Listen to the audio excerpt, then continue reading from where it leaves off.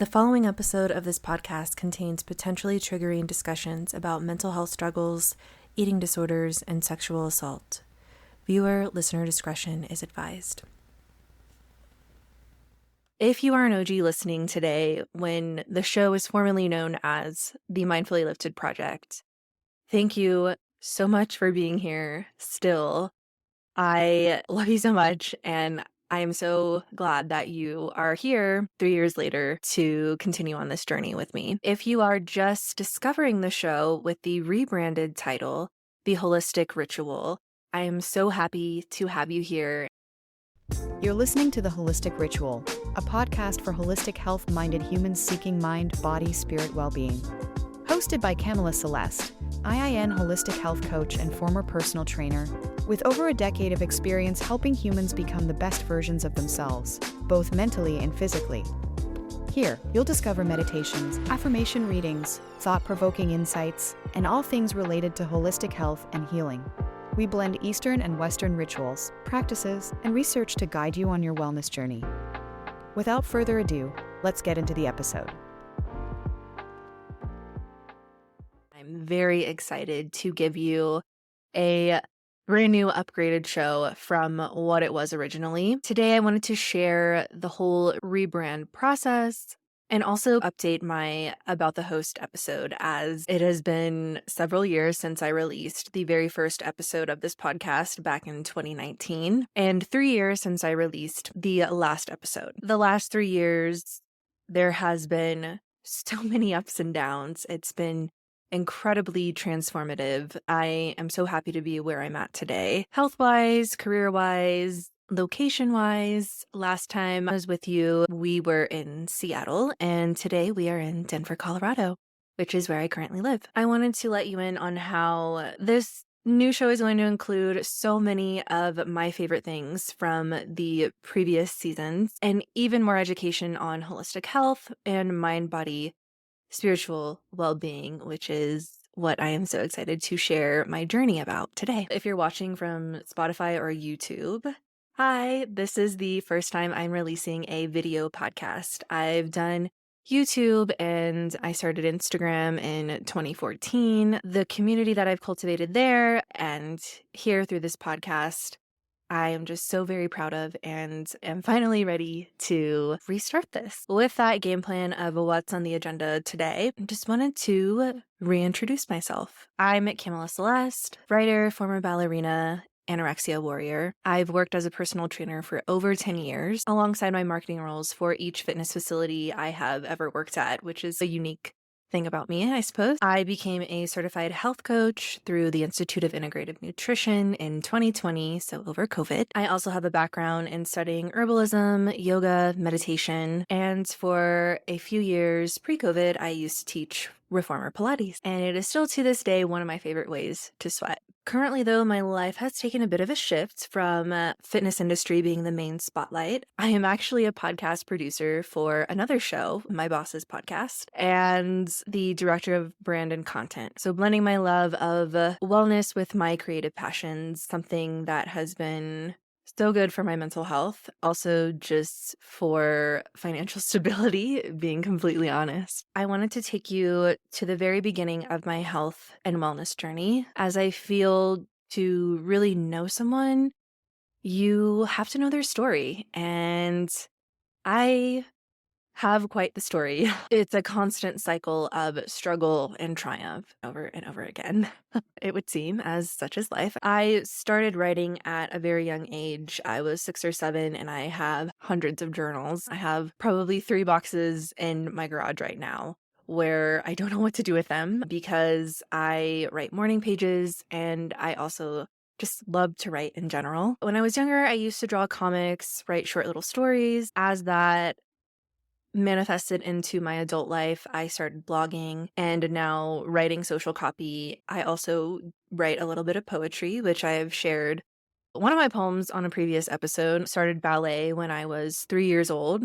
Danced competitively for over 15 years. It was a love-hate relationship for sure, because if you ever seen an episode of Dance Moms, that was at times similar to the type of childhood that I experienced, being the oldest of 3 girls. When I was in high school, I also played volleyball, I played club volleyball, and then, transitioned over to the drill team or the dance team. I was having a conversation the other day, I don't remember who it was with, but they were like, "What's the drill team?" And I didn't realize that it's like a Texas thing that I'm from Houston originally. The drill team is like the halftime performers that are not cheerleaders, so we're not doing crazy acrobative stunts or anything like that. Shout out to our women's Olympic gymnastics team. I am completely obsessed with all of them. The drill team is basically just the dance team. It's based in rhythmic and dance principles. So doing high kicks and really putting on a performance for the halftime show. I was very active, especially alongside dance when I was younger. I also did things like karate, played soccer. I was a very, very active and hyper child, so I needed an outlet for that. Okay. I honestly have struggled whether or not I wanted to share this piece of information, as I've been vague when I have explained it in my previous intro episode and in my other eating disorder episode. But I feel like in order to really understand my journey and also to potentially help someone else out there who may have experienced something similar, um, senior year of high school, I was assaulted by a much older man at a party. I've gone to so much therapy so that I wouldn't get emotional, and I've done EMDR and all of the things, but here we are. Yeah, that I told one of my best friends at the time. She was there at the same party. The situation, I don't want to get into details or anything, but that really messed me up, especially not telling anyone because I was scared that no one would believe me, that it was my fault.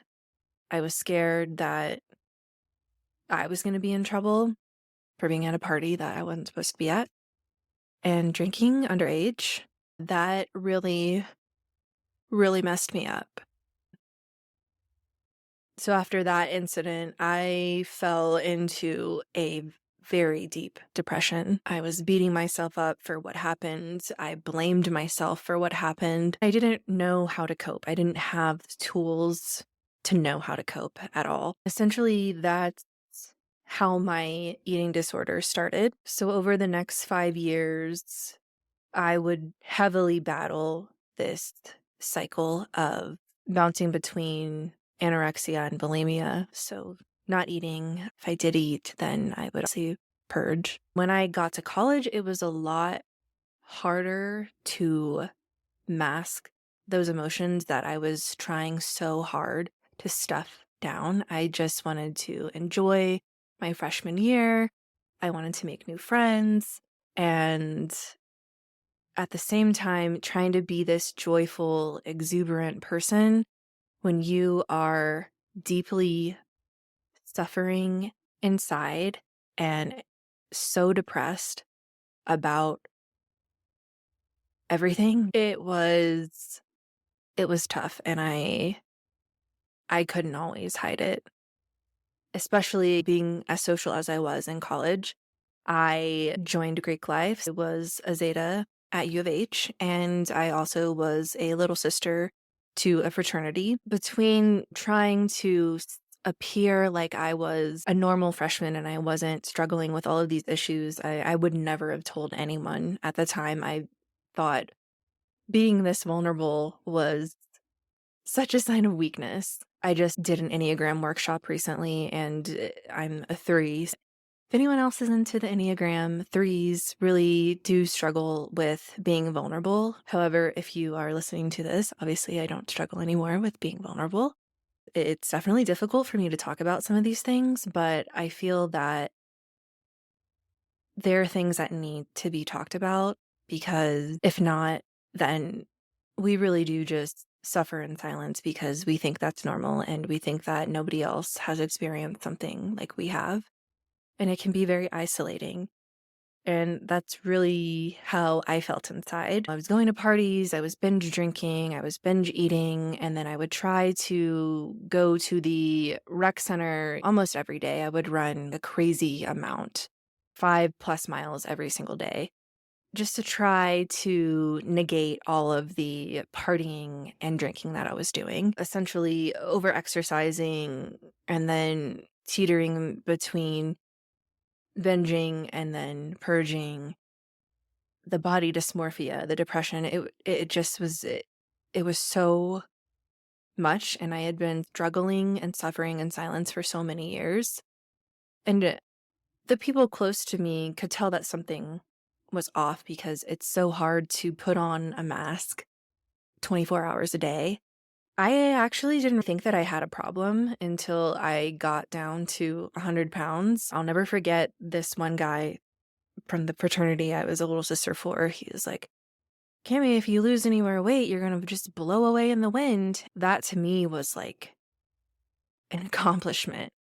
Looking back, it's really hard for me to recognize myself that I actually had those thoughts. Going back to getting down to the 100 pounds, I'm 5'4", I'm Latina, I am built to be a curvy woman. I would fight that so much. I felt disgusted with myself, with my body, and what I had gone through. It was so easy to compartmentalize that when it wasn't a convenient time to think about. I also just felt tainted, and I felt like I had no control over that essay incident. It finally clicked to me that being so meticulous and so crazy, some people might say disciplined, but it wasn't healthy. It was over exercising. All of it began to click to me that this is how I was taking back control of my life in the most unhealthy way possible. It was such a dark 5-year period for me, starting senior year of high school through college, and I could not cope with it. I ended up dropping out of my sorority because the added pressure of appearances and image, especially like during rush, was I couldn't handle that pressure. And that happens within my sorority. Just, "Oh, what are you eating again? Celery? That's all you ever eat is celery." I know it was a lack of understanding of what actually was happening. But what I needed at the time was I just needed so much compassion, and I wasn't met with that. Finally, one day after having a conversation with the guy I was dating at the time, I don't know how I ended up dating anyone. I had no business dating anyone being that severely mentally ill. He gave me that compassion that I needed to encourage me to seek professional help. Not to say that I didn't have people in my life who cared about me in the way to be compassionate. I had a friend who was compassionate about my situation. It's because of those people that loved me so much that I actually went to seek the help that I needed. Now, for a very, very short stint, I went to therapy. I wasn't quite ready to let go of how control I was in from my eating disorder. So my bright idea was to start competing in bodybuilding because, of course, I knew that bodybuilders had to be so strict and regimented, and all you had to do was say that, "Oh, I'm just prepping for a show." And people left you alone pretty much. I signed up for my first show. I competed in the bikini class, being that thin. I had muscle to put on, basically. Along with bodybuilding, though, being not healthy at all, anyone who tells you otherwise is totally lying to you. I also didn't have the best coach. Much of my prep for my first show was rooted in, again, over exercising, starvation, severe caloric restriction. I'm talking like under 900 calories. And after my show that I did, I got essentially no guidance at all. I don't necessarily blame her for that because I could have done more research on picking a coach and the guidance that was offered post show. So I just ate everything because I felt so secure in this tiny, small, muscular body that I now had that I was like, I am so fit that I can just eat anything that I want. That was not the case. I was still exercising like I had been, so weights 4 or 5 days a week, but I ended up gaining 30 pounds. That's when the cycle would just start all over again. So, of course, what was I going to do? I needed a hard deadline to motivate me enough to be as strict and regimented because as I went through this period of gaining all this weight, I was letting go of that. I needed to control things so much because I had such positive acknowledgement for everything that I was doing that made me feel worthy enough to feel comfortable even with the 30 pounds that I had gained. I wasn't like, let's live in this 30-pound body type of comfortable, but it I knew it was only temporary. So, what did I decide to do? I decided to compete again. I found a new coach this time because I was very jaded about my old coach not giving me any guidance after the show. He was absolutely wonderful, by the way. He also owns a gym in Houston. It's called Oak Fitness. If you are in the River Oaks area, he's super into all of the cool, unique equipment that you don't really see at big box gyms. He really taught me how to nourish myself, like on a level so much deeper than calories in, calories out, macros, if it fits your macros. That was huge during this time was if it fits your macros. And I did do if it fits your macros for a little while, and it definitely did not help contribute to the chemical imbalance going on up there. My new coach educated me on things that I had no idea were even supposed to be on my radar to be a healthy and fit person.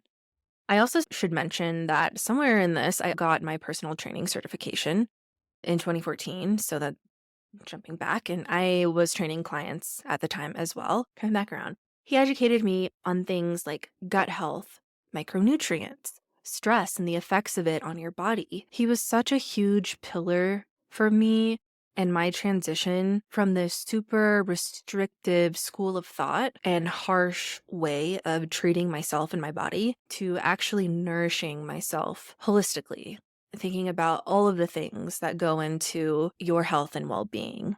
My second show went way better than the first one. I did the NPC Lackland Classic, if anyone is curious. When that wrapped, there was something that was still shifting in me mentally that I felt that I didn't need to perform anymore. In this time period, I also really dove heavily into my spiritual journey of learning meditation and doing more yoga and leaned really heavily into incense and crystals and tarot and really just got into the woo-woo girl stuff, if you will. And I feel like that had a huge part of my mindset shift from feeling this need to perform, feeling this need for validation. And that's a core part of Enneagram 3. We only feel worthy when we are accomplishing something. Another appeal to competing for me was that performance aspect. I had been performing my whole entire life. I had done recitals since I was 3 years old every single year until I was 18. I feel for myself personally, it got heavily instilled in me. That's what I needed to do in order to even be worthy. This also brings me to the height of my personal training career. I started working at an upscale boutique gym in the River Oaks neighborhood in Houston. My whole training philosophy had shifted and transformed from being only an aesthetic-based trainer to including functional training, educating clients on mindfulness and nutrition in a way that wasn't so black and white and very restrictive. I helped them with their own self-talk and started teaching them to reframe how they view themselves and their bodies and reminding them to have gratitude for what their bodies were capable of, are capable of. A few of my most loyal clients actually talk about this and the testimonials that they gave on my website.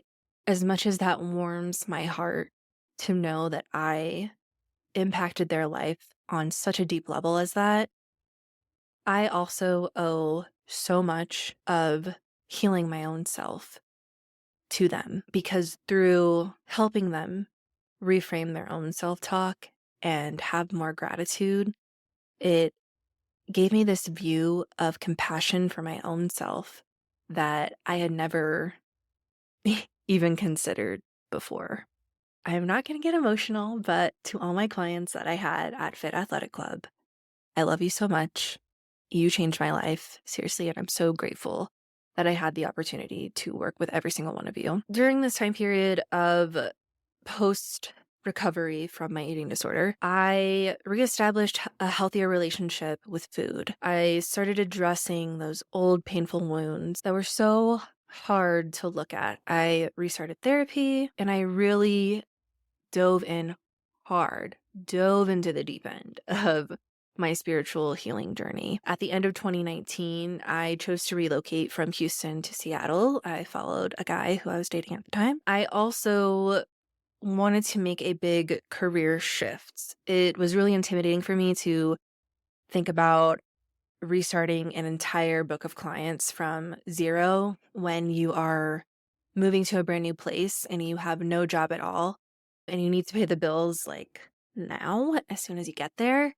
So I transitioned to the corporate marketing world.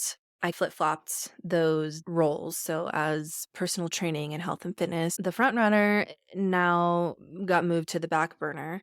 I was still training on the side. Some of my clients wanted to continue working with me virtually. And lo and behold, that would be primarily way to work with anyone once COVID hit very shortly after I relocated to Seattle. COVID, such so much happened during COVID, yet I also felt like it was the very beginning of a huge stagnant period of my life where I felt like I wasn't going anywhere, I wasn't doing anything, I wasn't accomplishing anything. Now that we know that COVID hit right during my Saturn return, I would feel like that because Saturn needed to give me a wake-up call that that necessarily wasn't where I needed to be. So COVID happens, I'm in Seattle, and it was like time stopped. They were so locked down. I've done episodes about this in the past, but they were so locked down that you could not walk outside without having a mask on. You went to go get your COVID vaccine, and there were people with pom-poms, like volunteers cheering at you. It was this whole thing. It was such a weird and eerie time there. While everybody mostly stayed inside, like you would hardly see anybody outside ever. It was almost like the whole entire city was deserted for the first year. Then I got laid off from my corporate marketing role, and I really wasn't enjoying it. So I saw it as a blessing in disguise. It began this huge career limbo for me where I just did so many random jobs just to ensure that I had money to pay my bills. I nannied for a little bit. I had a few virtual training clients. And then eventually I started working at Lululemon. One of the best decisions of my life during this time period was going back to school to become a certified holistic health coach. After that program, it was a year, I started seeing clients for health coaching. Career-wise, it was a very tough period during COVID because while, yes, everybody needed that support of a health coach, a trainer, somebody to help them stay physically active and motivated during this very weird time-stopping period. Also, people didn't have a lot of money, I felt, because all of the layoffs that were happening and people that were furloughed. So my coaching practice wasn't extremely successful during this time period, but I did have a handful of clients. And also shifting to the romantic side of things, my dating life during COVID, it was a very make or break time period for so many relationships. That is exactly what happened with my relationship. We both struggled with mental health, being in gloomy Seattle.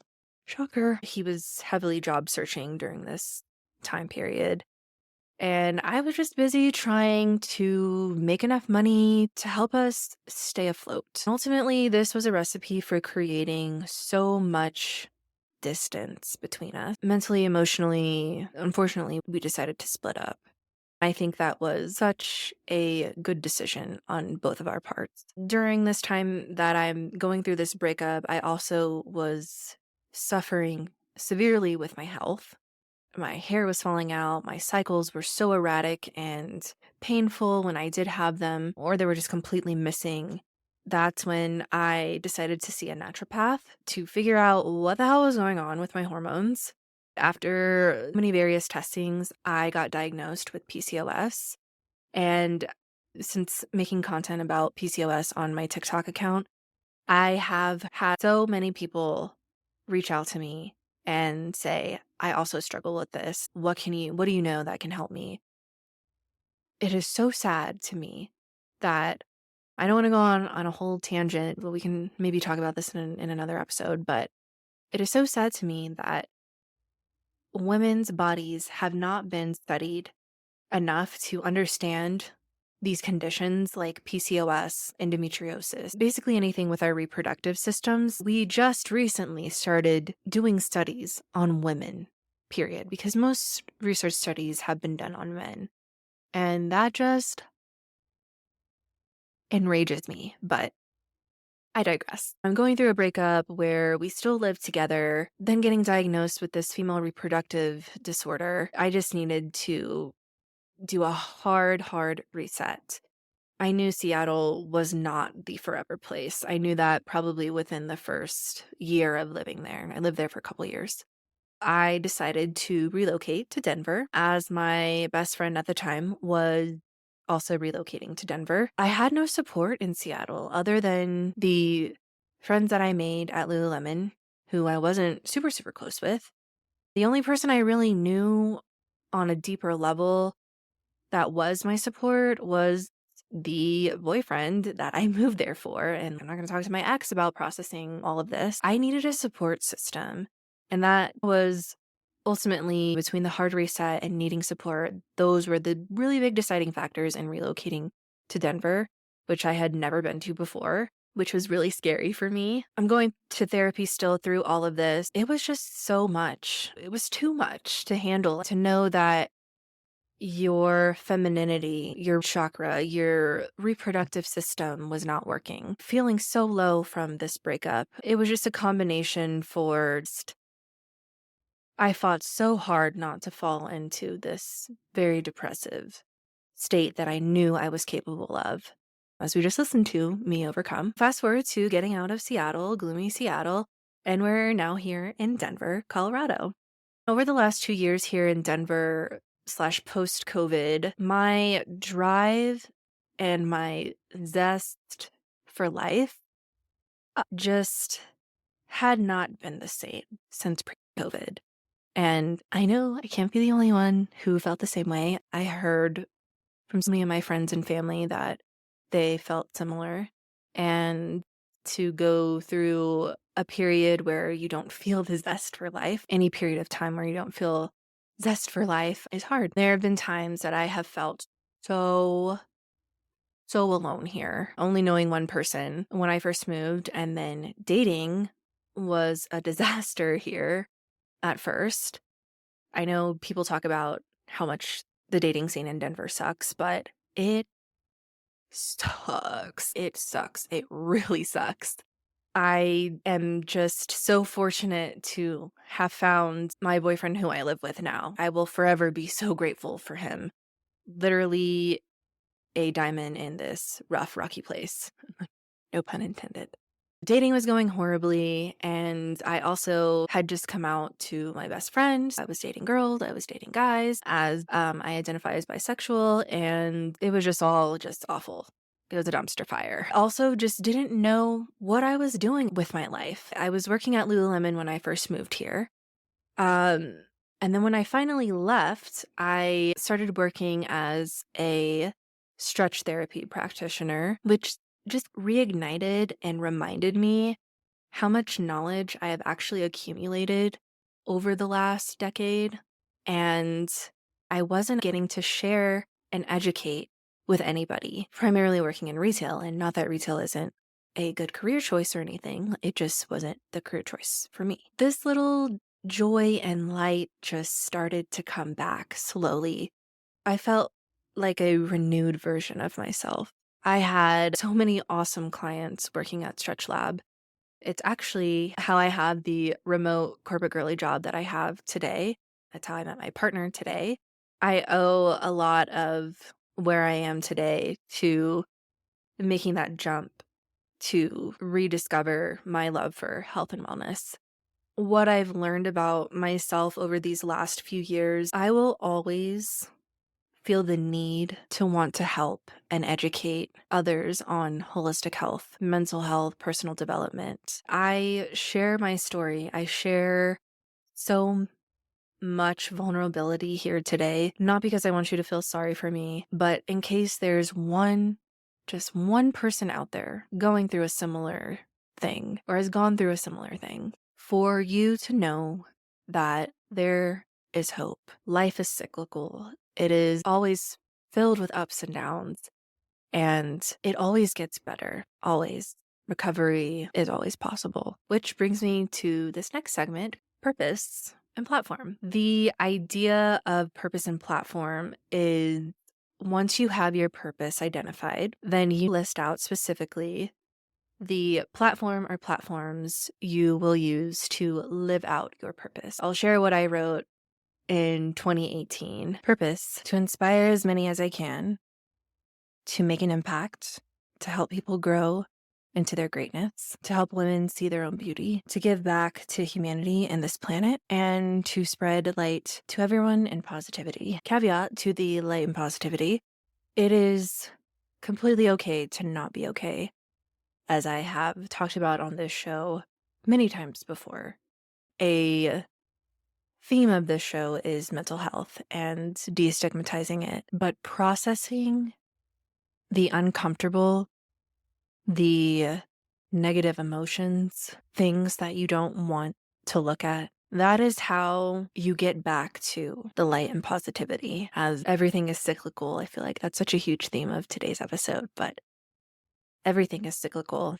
Sitting with your emotions is one of the most courageous things that anyone can do. I'll also say that figuring out your purpose in life is one of the hardest things to figure out, I think, personally. If that's where you are in your journey today and you are wanting more guidance on how to discover your purpose, there are 2 episodes that are fantastic that I think you should listen to. Mind Body Healing with Courtney Klopp, and Astrology, Natal Charts, and Finding Your Purpose with Nikki Herron. They are filled with tools and practices to help you connect to yourself better. Because to know your purpose, you must deeply see and know yourself.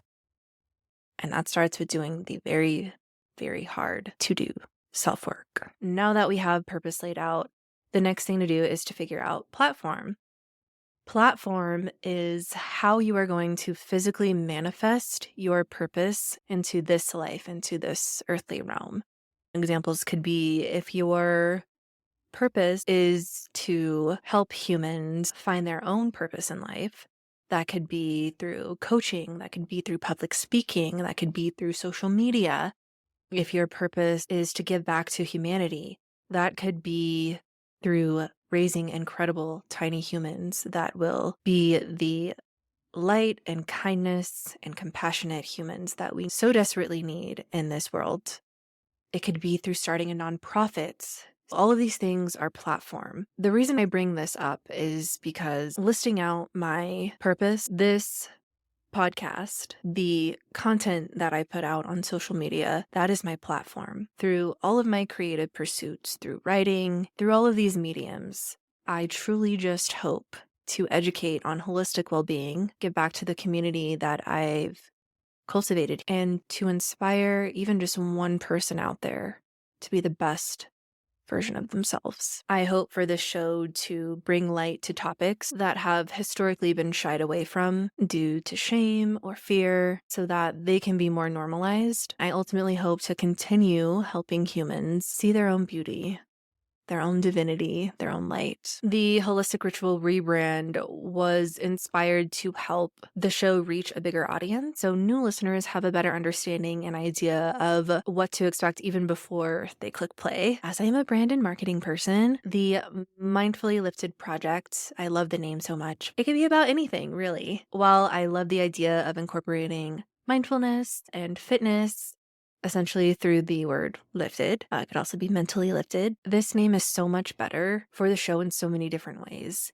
I'm so excited that I have a renewed joy and passion from putting out content like this. Going forward, what can you expect? You can expect episodes to be released every couple weeks, about every 2 weeks, and seasons to be about 8 episodes each. I cannot wait to have on so many more insightful, knowledgeable, amazing humans as guests to interview them on topics we've maybe touched on before, but also so many new topics that I did not get to my first go around with this show. On the next episode, we are going to be covering the extraordinarily controversial topic of toxic metals in feminine care products.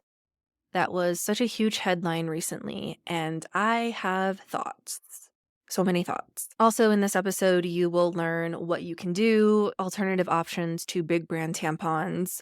We will go over the feminine cycle and how to set up your life surrounding where you're at in your cycle, and maybe some tools on how to even know where you're at, even if you have irregular cycles. Like myself. Thank you so much for joining me today. I hope you will stick around for this journey going forward. Until the next one, I'm Kamela Celeste, signing off.